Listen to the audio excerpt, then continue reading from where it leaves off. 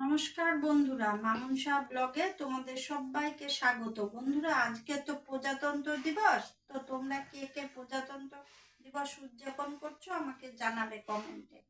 আর আজকে তো আমার মা অসুস্থ, বিশেষ কিছু করিনি। চলো আজকের মেনুটা তোমরা দেখে নাও কি কি রান্না করেছি আমি।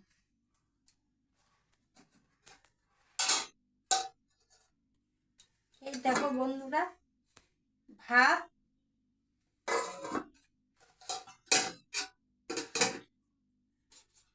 আর এই যে বন্ধুরা, কষা কষা খাসির মাংস,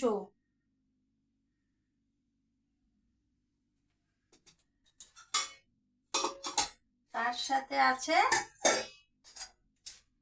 চাটনি। আজকের দুপুরের মেনু এইটুকুই বন্ধুরা। অনেক দিন পরে এই যে আজকে খাসির মাংস দিয়ে কলা পাতা, এই যে দেখো কলা পাতা কেটে এনেছি, নিয়ে ধুয়ে রেখে দিয়েছি।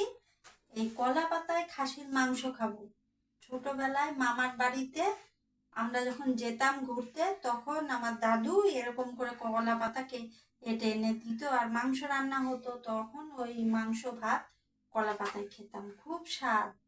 তোমরাও একদিন কলা পাতায় মাংস ভাত খেয়ে দেখবে কেমন লাগে, আর কমেন্ট করে আমাকে জানাবে।